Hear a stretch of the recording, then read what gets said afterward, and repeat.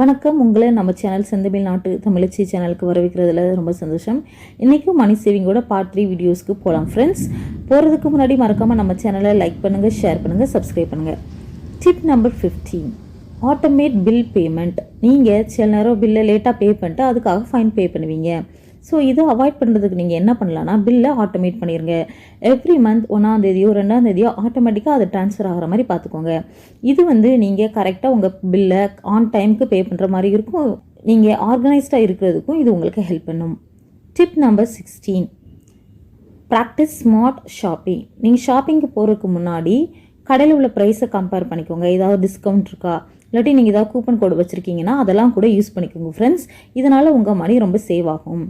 நீங்கள் இப்படி ஒவ்வொரு பர்ச்சேஸ்க்கும் மணி சேவ் ஆகும்போது ஒரு இயர் எண்டில் பார்த்தீங்கன்னா அது நிறைய அமௌண்ட் நீங்கள் சேவ் பண்ணியிருப்பீங்க. Tip number 17, teach financial literacy to your children.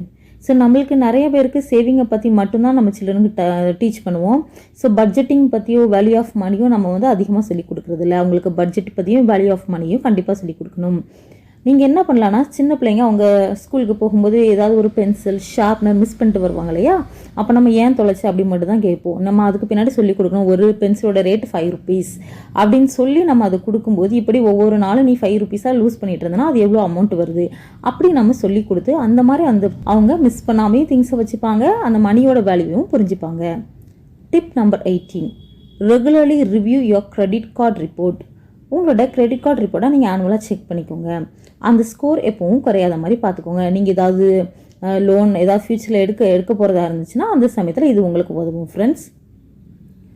Tip number 19, practice mindful spending.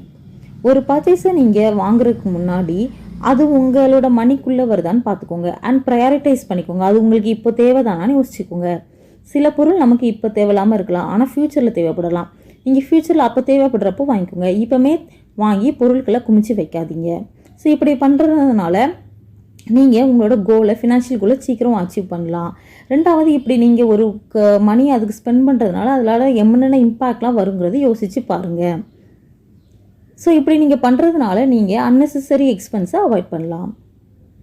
Tip number 20, celebrate financial milestones. நீங்கள் உங்களோட கோல்லாம் செட் பண்ணியிருக்கீங்க இல்லையா, ஷார்ட் டேர்ம் லாங் டேர்ம்னு அதெல்லாம் அச்சீவ் ஆன உடனே ஒரு செலிப்ரேட் பண்ணிக்கோங்க. ஸோ அதை நீங்களே உங்களை என்கரேஜ் பண்ணி மாதிரி இருக்கும். கண்டிப்பாக இந்த ஸ்டெப்ஸ் எல்லாம் உங்களுக்கு யூஸ்ஃபுல்லாக இருக்குன்னு நினைக்கிறேன் ஃப்ரெண்ட்ஸ். இதெல்லாம் மறக்காமல் உங்கள் லைஃப்பில் இன்கார்பரேட் பண்ணிக்கோங்க. லைஃப்பில் முன்னுக்கு வர வாழ்த்துக்கள் ஃப்ரெண்ட்ஸ். தேங்க்ஸ் ஃபார் வாட்சிங். Like, share and subscribe my channel friends.